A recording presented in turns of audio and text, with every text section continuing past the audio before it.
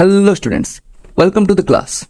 तो पिछले क्लास में हम लोगों ने सिंगल कलम कैश बुक बनाना स्टार्ट किया था और उससे पहले कैश बुक को इन डेप्थ जाके अच्छे से समझा था। बट आज की क्लास में हम लोग डबल कलम कैश बुक बनाना सीखेंगे। इसका फॉर्मेट कैसे होता है, अकाउंट्स कैसे बनाते हैं और उसका एक एग्जाम्पल लेके प्रॉपरली अंडरस्टैंड करना सीखेंगे।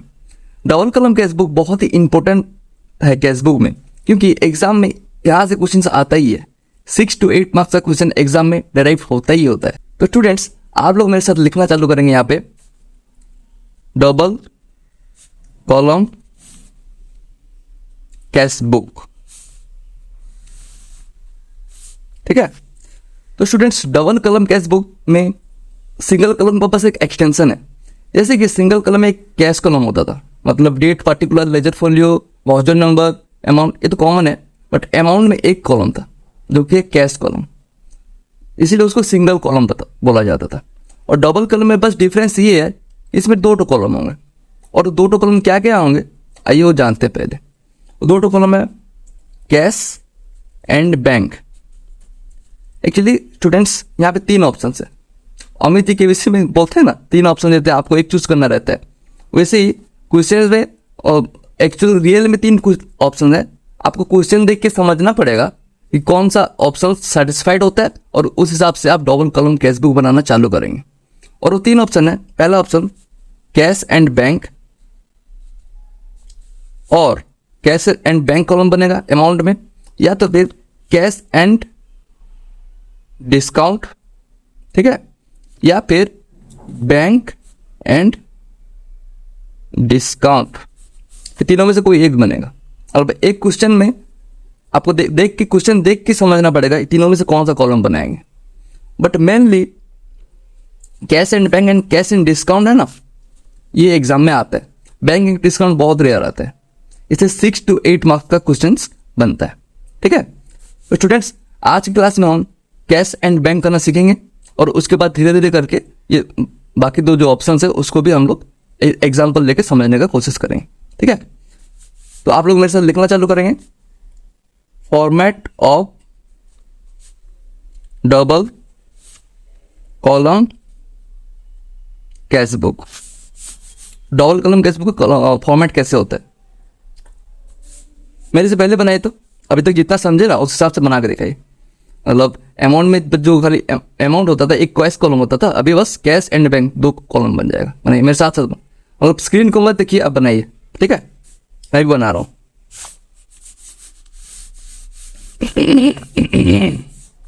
क्या बनाए, लेफ्ट साइड में डेबिट, राइट साइड में credit, then date, particular, voucher number, ledger folio, cash, bank. Amount को 2 पार्ट में डिवाइड करेंगे, कैश एंड बैंक में। राइट साइड में सेम लिखेंगे, date, particular, voucher number, ledger folio, cash and bank. ठीक है। अब एक एग्जांपल लेते हैं, मेरे साथ साथ आप लोग लिखेंगे कैश इन हैंड 10,000, उसके नीचे लिखेंगे कैश इन बैंक 20,000। तो इसका मतलब क्या हुआ, कैश इन हैंड 10,000, ये आप सॉल्व करना स्टार्ट करेंगे April 1, 2023, 2023 का हम लोग बनाएंगे। 2023 का अप्रैल महीने का हम लोग कैश बुक बनाएंगे डबल कॉलम में। ठीक है। तो कैश इन हैंड है तो एंट्री बनेगा हम लोग का to balance brought down. Cash में लिखेंगे 10,000 और बैंक में लिखेंगे 20,000। आप लोग बताइए यार, 2 कैपिटल क्यों नहीं किए, तो बैलेंस ब्रॉट डाउन क्यों किए? क्योंकि आप कैपिटल कब करते हैं, जबकि बिजनेस में कैपिटल इंट्रोड्यूस हो रहा रहता है, नया बिजनेस कॉमेंसमेंट हुआ रहता है और नया बिजनेस चालू होता रहता है या कोई कैपिटल दे रहा होता है, तब हम 2 कैपिटल करते हैं। यहाँ पे बिजनेस में कैपिटल नहीं है, बिजनेस में पैसा है, पैसा पड़ा हुआ है, पिछले महीने से पड़ा हुआ है। और 10,000 रुपये बैंक, 10,000 रुपये कैश के फॉर्म में, मतलब ड्रॉर में, और 20,000 रुपये बैंक अकाउंट में पड़ा है, बिजनेस का बैंक अकाउंट में पड़ा हुआ है।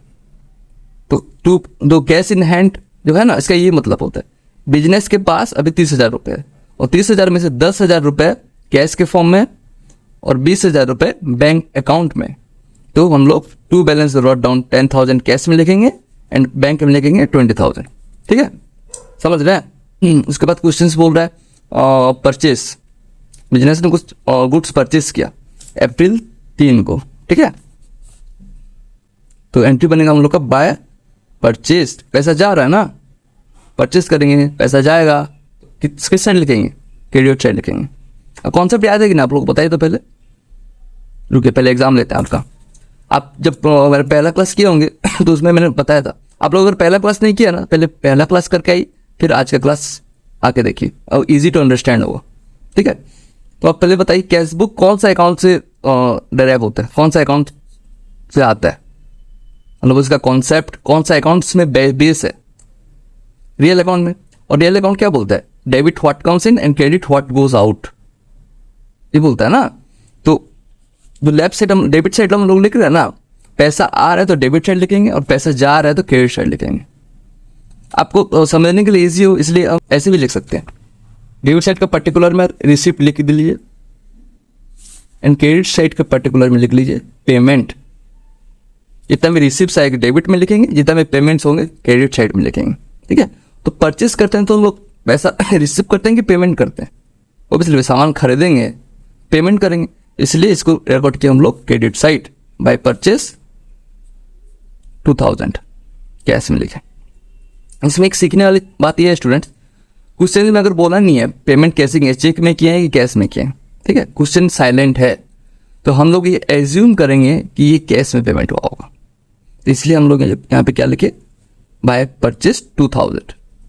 बट क्वेश्चन में अगर बोल दिया रहेगा और परचेस 2000 इन चेक या फिर ऑनलाइन पेमेंट किया है, आजकल कल तो बहुत सारे ऑनलाइन ट्रांजेक्शन होने लगे, कैसे भी ट्रांजेक्शन किए जिसमें कैश का इन्वॉल्वमेंट नहीं है, फिजिकल कैश का, उसमें हम लोग बैंक कॉलम में हम ट्रांजेक्शन करेंगे। ये जो 2000 है ना अभी जो कैश में किए हैं, क्वेश्चन साइलेंट है तो हम लोग क्या एज्यूम करेंगे कैश में, और अगर क्वेश्चन में बोल दिया कि चेक में पेमेंट किया है तो उसको बैंक कॉलम में एंट्री करेंगे। ठीक है, उसके बाद अभी जैसे बता रहा देखिए next question, bye machinery, machinery purchase किया, ठीक है, पैसा गया, ये तो गया तो ये समझ में आ ही रहा है, बट कैश में लेंगे बैंक में, इस बार बैंक में लिखेंगे क्योंकि क्वेश्चन बोल रहा है कि मशीनरी परचेस ऑन चेक 5000, तो बैंक कॉलम में हम लोग लिखेंगे 5000 बाय मशीनरी, समझ रहे हैं। उसके बाद वैसे सैलरी पेमेंट की चेक में तो भी 10,000 बाय सैलरी 10,000।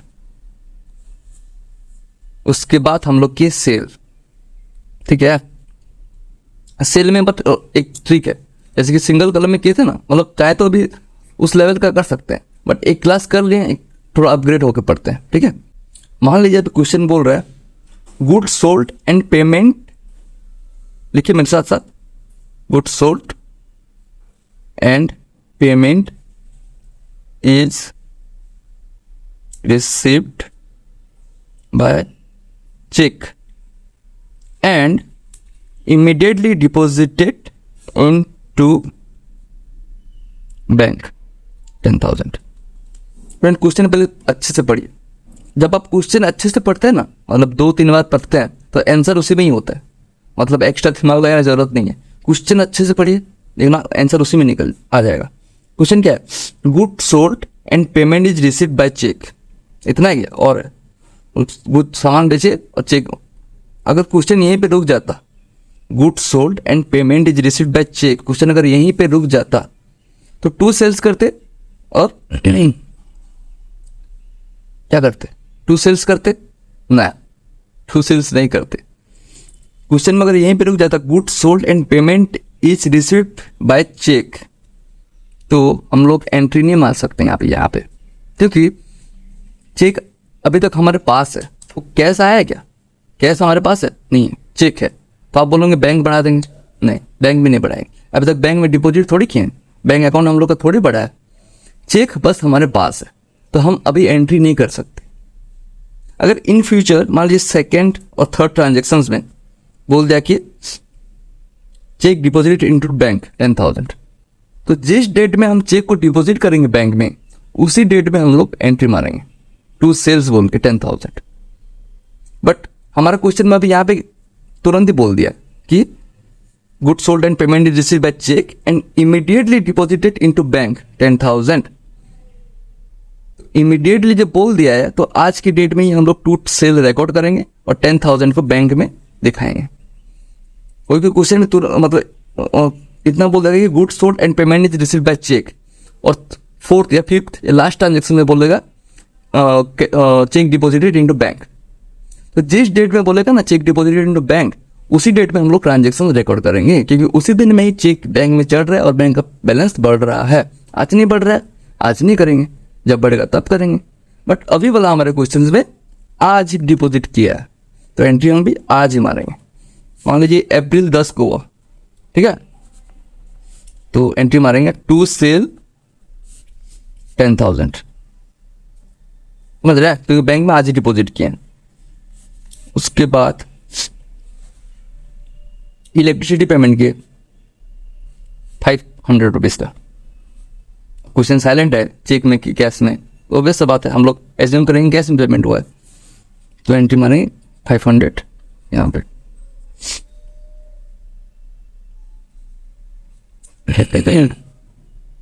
उसके बाद एक बहुत ही इंपॉर्टेंट क्वेश्चन करेंगे, मतलब डबल एंट्री अभी जो तो कर रहे थे ना वो सिंपल था, तो सिंगल कॉलम में समझाएगा और आराम से समझ जाएगा। अभी थोड़ा स्पेशल अटेंशन देना पड़ेगा आप लोगों को, ठीक है। वो बोलता है ना शार्क टैंक में अमन गुप्ता, फील आ रही है, बोलता है ना फील आ गई, मतलब कोई अच्छा बिजनेस को दिखता है और उसके हिसाब से होता है तो फील आ जाती है उसको, ठीक है। तो इसी अगर जब आप लोग ये अभी जो सा करेंगे ना उसको ऊपर सॉल्व कर लेंगे, और खुद से अभी मैं कर रहा तो बोल के नहीं, और खुद से अगर सॉल्व कर लेंगे तो आपको वैसे ही फील आ जाएगी, ठीक है। तो क्वेश्चन मेरे साथ साथ लिखेंगे आप लोग मेरे साथ लिखेंगे अभी इंपॉर्टेंट ट्रांजेक्शंस, ठीक है। क्वेश्चन है कैश डिपॉजिटेड इनटू बैंक 2000। अब आप लोगों ने बहुत सिंपल सा एंट्री है, और समझ गए तो बहुत सिंपल है, और नहीं समझे तो इसी में मार्क कटता है स्टूडेंट्स का, इसलिए अच्छे से ध्यान दीजिए कि क्या बोलना चाह रहे हैं। क्वेश्चन तो बहुत सिंपल सा है, बट एंट्री इसका क्या होगा, अरे समझते हैं क्वेश्चन क्या बोल रहे हैं। जब हम कैश बैंक में डिपॉजिट कर रहे हैं तो कैश हम लोग का कम हो रहा है, क्योंकि हाथ से कैश जा रहा है और बैंक बैलेंस बढ़ रहा है, फील आ रही है, कैश कम हो रहा है बैंक बढ़ रहा है, ठीक है। सो क्या एंट्री होगा यहाँ पे। और कैशबुक के रूल के हिसाब से पेमेंट्स को हम क्रेडिट साइड में रिकॉर्ड करते हैं और रिसिप्ट को डेबिट साइड में। यहाँ पे पेमेंट हो रहा है, ठीक है, किसको पेमेंट हो रहा है, जो ट्रांजेक्शन होता है वही रिकॉर्ड करते हैं। पेमेंट हो रहा है, किसको पेमेंट हो रहा है, बैंक को पेमेंट हो रहा है। मतलब कैश हमारा बैंक को डिपॉजिट कर रहे हैं, तो कैश यहाँ से जा रहा है और बैंक आ रहा है, ठीक है, बैंक बढ़ रहा है, तो बैंक में पेमेंट हो रहा है, तो बाय बैंक लिखेंगे 2000, कैश में लिखेंगे, कैश कॉलम में लिखेंगे, क्योंकि बैंक हम लोग पेमेंट कर रहे हैं, डिपॉजिट कर रहे हैं बैंक में, तो बैंक को हम करेंगे क्रेडिट, बट लिखेंगे कैश साइड में, क्योंकि कैश पेमेंट कर रहे हैं। उसके बाद एक और एंट्री मारेंगे, देखिए ये कैशबुक है, ठीक है। अब कैशबुक के साथ साथ हम यहाँ पे एक कॉलम और ऐड किए बैंक, तो बैंक का भी जितना भी एंट्री से सब रिकॉर्ड करेंगे, कैश का भी सारा एंट्रीज रिकॉर्ड करेंगे। तो जब हम बैंक में पेमेंट किए तो बाय बैंक 2000 तो लिख दे कैश में, ठीक है। एक और चीज हुआ यहाँ पे, टू कैश 2000 बैंक कॉलम में रिकॉर्ड करेंगे। सर इसका कुछ नाम होता है क्या, कॉन्ट्रा एंट्री, इसको बोलते हैं कॉन्ट्रा एंट्री। तो दोनों तरफ एंट्री करेंगे, कैश अगर बैंक में डिपॉजिट कर रहे हैं तो इधर बाय बैंक करके इधर टू बैंक करेंगे, और जो बाय बैंक लिखेगा ना वो कॉलम कैश कॉलम में लिखेंगे, और जो टू कैश लिखेगा ना उसका हम बैंक कॉलम में उसका अमाउंट लिखेंगे, ठीक है। वैसे ही एक और है क्वेश्चन, ये भी सिंपल है, सिंपल क्या समझ गए तो सिंपल है, नहीं तो यही मार्क काटता है, ठीक है। मेरे साथ साथ आप लोग लिखेंगे cash withdrawn from bank for personal use. Cash bank से लाए बट बिजनेस में नहीं रखे हैं, पर्सनल यूज में यूज किए हैं, उसको क्या एंट्री बनेगी। पहले तो बात है कैश आया, कहाँ आया नहीं, एक्चुअल में कैश गया है, बिजनेस से तो कैश गई है, कोई भी एंट्री यहाँ पे मारेंगे बिजनेस के पॉइंट ऑफ व्यू से मारेंगे ना, और बैंक से जाए या टेबल के ड्रॉर से जाए, कैश बिजनेस से गया ही है तो कौन सा साइड रिकॉर्ड करेंगे? क्रेडिट साइड, ये पेमेंट साइड होता है, ठीक है। कैश बिजनेस से गया है, ठीक है, लेकिन वो रिकॉर्ड करेंगे हम बैंक कॉलम में। क्यों बैंक कॉलम में रिकॉर्ड करेंगे? क्योंकि बैंक से गया है, बिजनेस का ड्रॉट से थोड़ी क्या है, बैंक से गया है। और जब पर्सनल यूज़ के लिए पैसा निकालते हैं उसको कौन सा टर्म से डिनोट करते हैं? ड्राइंग्स। तो यहाँ पे एंट्री हम लोग का होगा बाय ड्राइंग्स 1000, और एक कौन सा डेट पे हुआ है? अप्रैल 25। समझ रहे हैं? ठीक है। और वैसे डबल कॉलम का एक और ट्रिकी क्वेश्चन लेते हैं, उसके बाद एंड करते हैं, ठीक है। लिखिए मेरे साथ, कैश विड्रॉन फ्रॉम बैंक। उसमें कैश रिटर्न करने का पर्पस क्या था? पर्सनल यूज, इसलिए लिख दिए बाय ड्राइंग्स। बट इस यहाँ पे बोल दिया कैश रिटर्न फ्रॉम बैंक 5000, बस इतना बोला और कुछ नहीं। तो कैश बैंक से निकल के अभी बिजनेस के अंदर कैसे आया? हम लोग इंपोर्टेंट ट्रांजेक्शन पहला वाला क्या था? Cash deposited into bank. Cash कम हुआ था, बैंक बढ़ा था। बट यहाँ पे क्या हुआ है? कैश विड्रॉन फ्रॉम बैंक, मतलब यहाँ पे कैश बढ़ रहा है, बैंक घट रहा है। कितने से? 5000 से हो रहा है। तो इसका क्या एंट्री मारेंगे? Cash withdrawal from bank. Cash bank से विड्रॉ कर रहे हैं तो हमारा कैश कम हो रहा है, मतलब एक तरफ से पेमेंट हो रहा है। तो पेमेंट होता है तो कहाँ पे रिकॉर्ड करते हैं? क्रेडिट साइड में। और रिकॉर्ड करेंगे हम लोग बाय कैश 5000, और रिकॉर्ड करेंगे बैंक कॉलम में। हमेशा याद रखिए, कोई भी कंट्रा एंट्री हो ना, कैश विड्रॉ या फिर कैश डिपॉजिट, ये दो ही कंट्रा एंट्री आते हैं। और भी आते हैं, मेनली दो ही आते हैं, cash deposit and cash withdraw. जब आप डिपॉजिट करेंगे तो बाय बैंक लिखेंगे और इधर टू कैश लिखेंगे, इतना समझने। बट जब बाय बैंक लिखेंगे ना तो कैश कॉलम में लिखेंगे अमाउंट, और जब टू कैश लिखेंगे ना अमाउंट बैंक कॉलम में लिखेंगे। बैंक लिखेंगे तो कैश कॉलम, कैश लिखेंगे तो बैंक कॉलम, बस इतना याद रखिए, ठीक है। और अभी हम विड्रॉ कर रहे हैं तो यहाँ पे बाय कैश लिखेंगे। अगर बाय कैश लिखेंगे तो अमाउंट कहाँ लिखेंगे? बैंक कॉलम में। और इधर लिखेंगे टू बैंक, और अमाउंट कहाँ लिखेंगे? कैश कॉलम में। समझ रहे हैं? और जितने भी कॉन्ट्रेंट होते हैं लेजर फोल्डर में यहाँ पे हम लोग सी लिखते हैं। ऊपर वाले एंट्री में भी लिख लीजिए सी, मतलब कोई देख के समझ आना चाहिए कॉन्ट्रा एंट्री है, ठीक है। इससे गलती होने का चांसेस नहीं होता, क्योंकि एक तरफ मारा है तो सी अगर लिख देना दूसरी तरफ भी मानना पड़ेगा, ये ध्यान में रहता है, ठीक है। अब क्वेश्चन का हम लोग एंड करते हैं। डेबिट साइड ऐड करिए कैश कॉलम को पूरा, 10,000 प्लस 4,000 प्लस 5,000 19,000। तो क्रेडिट साइड कैश कॉलम में भी लिख लीजिए 19,000। अब माइनस करेंगे, debit side minus credit side minus करेंगे। डेबिट साइड कैश कॉलम का टोटल हुआ 19,000 माइनस 4,500। 4,500 कैसे आया? 2,000 प्लस 2,000 प्लस 500, 4,500। और 19,000 माइनस 4,500 होता है 14,500। वैसे बैंक कॉलम का भी हम लोग बैलेंस करेंगे। डेबिट साइड का टोटल हो रहा है हम लोग का 20,000 plus 10,000 plus 2,000, 32,000। 32,000 minus 5,000 minus 1,000 minus 1,000 minus 5,000 equal to 20,000। इसको क्या बोलते हैं? By balance carried down. मतलब क्वेश्चन द एंड हो गया। आप समझते हो क्वेश्चन में हम लोग क्या किए, ठीक है। तो टू बैलेंस ब्रॉट डाउन था ना, 10,000 और 20,000।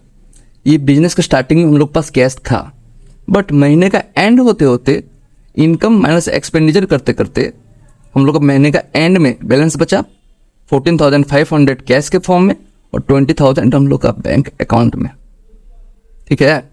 मतलब हम लोग का इस महीना इनकम अच्छा हुआ। पिछले महीना हम लोग के पास कैश 10,000 20,000 था, बट इस महीने के एंड में हम लोग के पास 14,500 एंड 20,000 है, ठीक है। तो अभी आगे क्या हो, ये नेक्स्ट मंथ में 1 तारीख टू बैलेंस ब्रॉट डाउन हो जाएगा, 14,500 कैश में और 20,000 बैंक में। और इस महीना जो इनकम एंड एक्सपेंस है उसको माइनस करेंगे, फिर बाय बैलेंस क्रेडिट डाउन निकलेगा। वैसे ही हर महीने बैलेंस ब्रॉट डाउन और क्रेडिट डाउन होता रहता है। जिस महीने इस महीने अगर एंड में जितना बैलेंस है उस अगले महीने का स्टार्टिंग में वो बैलेंस को ब्रॉट डाउन करेंगे, वैसे हर महीने चलता रहेगा। तो स्टूडेंट्स, आज की क्लास में डबल कलम कैश बुक की क्लास में हम लोग काउंटर एंट्री करना सीखे और भी बहुत सारे इंपॉर्टेंट क्वेश्चंस करना सीखे। डबल कलम का और भी किस किस तरीके का एंट्री बन सकता है और वो सब हम लोग आगे क्लास में करेंगे। अभी तक बुक्स में जितने भी क्वेश्चन है डबल कलम का वो लोग आप सब ट्राई करिए और नेक्स्ट क्लास में इसीलिए क्लास को हम लोग और आगे बढ़ाते हैं। ठीक है students, hope you doing well, keep growing and keep glowing. Tata.